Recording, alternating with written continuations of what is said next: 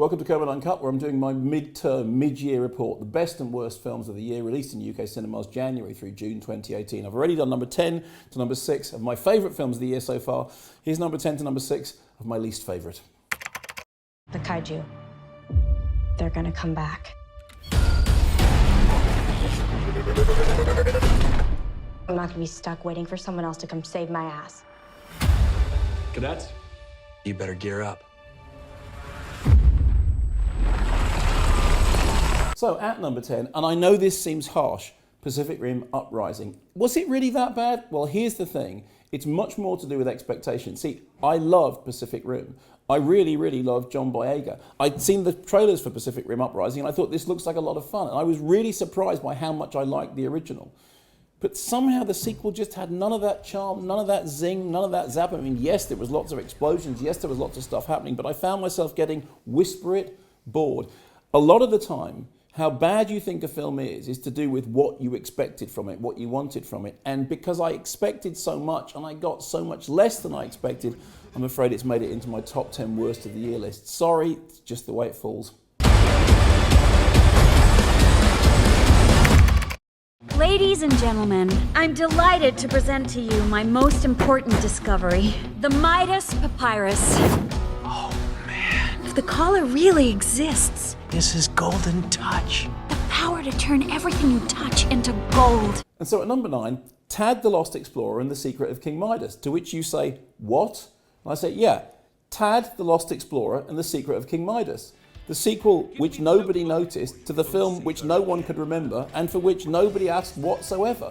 I mean, every now and then when you're watching a movie as a film critic, you don't think, is this good? Is this bad? You think, what even is this? Why am I here? All the way through this movie, I literally sat there thinking, this is getting released? This is actually happening?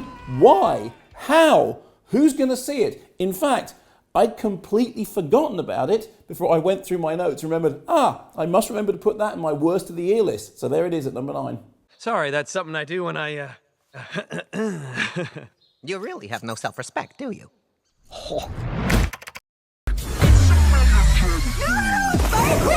He is the devil. I owe the cleaning company $3,000 for a new machine, and they fired me. Rich people, they get away with everything. $1 million! Hello! On to number 8, and Overboard. Now, you remember when we were all sitting around in a room and we were all saying, Guy, you remember how much we loved that Kurt Russell Goldie Hawn comedy, Overboard? Yeah, you remember how much we loved it?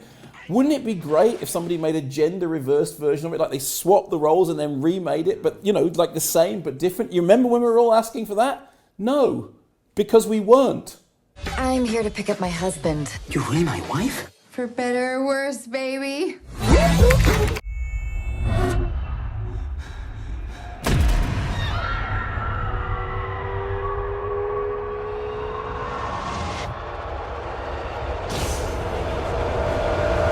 Which brings us to number 7, and a really weird one, 1517 to Paris, a film directed by Clint Eastwood. Now, here's the thing. There is no doubting that the people who starred in 1517 to Paris were genuine heroes.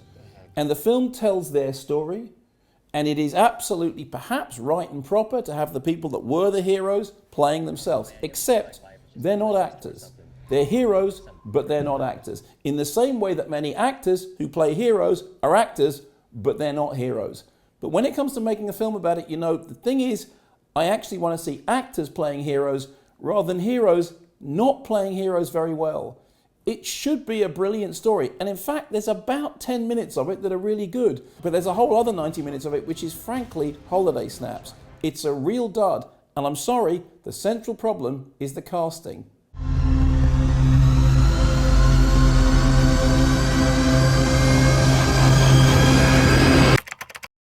Do you believe in ghosts, Doctor? I do not believe in anything I cannot see or study. Which brings me to number 6, and the horror movie Winchester. Now, I've always said that as a critic, you need to stay awake in films, because if you don't see them, you can't really review them. And I did stay awake through Winchester, mostly. However, the scariest thing that happened in Winchester was during one unbelievably boring moment with Helen Mirren wandering around the house. Ooh, strange stuff. My head went like that, and as it did, Alan Jones, my very good friend, elbowed me really hard in the arm and went, "Wake up!" That gave me a surprise. Nothing else did. This spirit has a power we've not seen before. It has found us. So there we are. That's number 10 to number 6 of my least favourite films of the year so far, January through June. To recap, they are number 10, Pacific Rim Uprising. Number 9, Tad the Lost Explorer and the Secret of King Midas. Number 8, Overboard. 7, 1517 to Paris. And at number 6, Winchester.